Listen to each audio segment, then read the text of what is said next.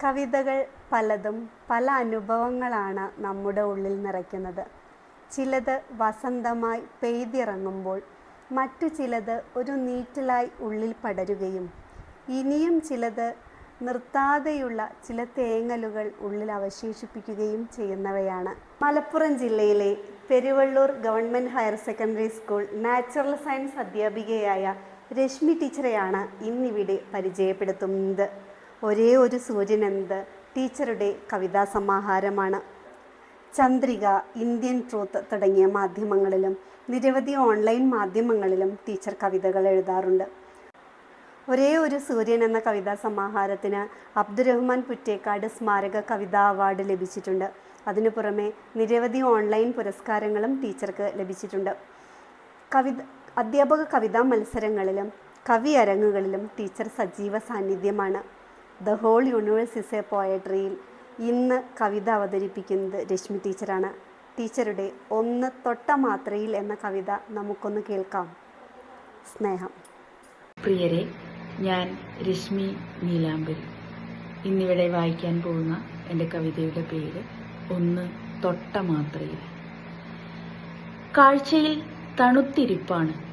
പീഡികത്തിണ്ണയിൽ, കനാൽപ്പടിയിൽ, bus സ്റ്റോപ്പിൽ, ചിലപ്പോൾ എവിടെയില്ലെങ്കിലും എല്ലായിടത്തും.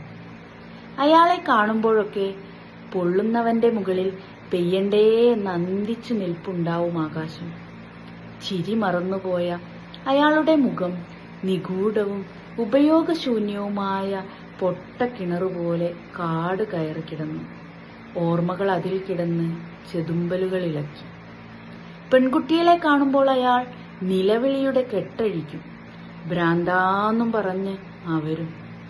കാറ്റ് കോപം കൊണ്ട് വിറപ്പിക്കുന്ന മുണ്ടിനോ, നെയ്തടുപ്പിച്ചിട്ടും ഇഴകൾ അകന്നു ചിരിക്കുന്ന കുപ്പായത്തിനോ അയാളെ ഉണർത്താനായില്ല. ജട കെട്ടിയ മുടിയിഴകളിൽ വേദനകളുടെ തഴംപൊട്ടി അയാളെ ചൊറിഞ്ഞു. മേഘങ്ങളെ തെളിച്ച് സൂര്യൻ മുന്നേറുന്ന ഒരു നട്ടുച്ചയ്ക്ക് മിന്നലുപോലെ അയാൾ എൻ്റെ മുന്നിൽ. വീട്ടീന്ന് ഇറക്കിവിട്ട കുസൃതി കുരുന്നുകളെ പോലെ വാക്കുകൾ, നിലവിളികൾ തിക്കിത്തടഞ്ഞു വീണു. അപ്പാന്ന് നീട്ടി വിളിക്കാൻ തോന്നി. മനുഷ്യനല്ലേ, പൊട്ടിച്ചിതറിയാലോ, ഭൂമി തന്നെ കത്തിപ്പോയി. ഞാനൊന്ന് പേടിച്ചു. അണ പൊട്ടുമെന്ന് തോന്നി. പക്ഷേ ഒഴുകാൻ എവിടെ, വരണ്ടിരിപ്പാണല്ലോ. മുഷിഞ്ഞ കോന്തലക്കെട്ടഴിച്ച് നീട്ടിയത് ഒറ്റ കൊലുസായിരുന്നു. അരയിൽ കടാരയുണ്ടല്ലോ എന്നൊരു ചോദ്യവും. ഞാൻ നീട്ടി വിളിച്ചു, അപ്പാന്നങ്ങനെ തന്നെ. അയാൾ പടം പൊഴിക്കുന്ന കാടുപോലെ ഇളകിയാടി. പേനരിക്കുന്ന താടി വിരിഞ്ഞ് ഒരു ചിരി വന്നെന്നെ തൊട്ടു. ഞാൻ അപ്പാന്ന് വിളിച്ചത് എന്റെ കരളറിഞ്ഞു, മനമറിഞ്ഞു, മഴയും വെയിലുമറിഞ്ഞു.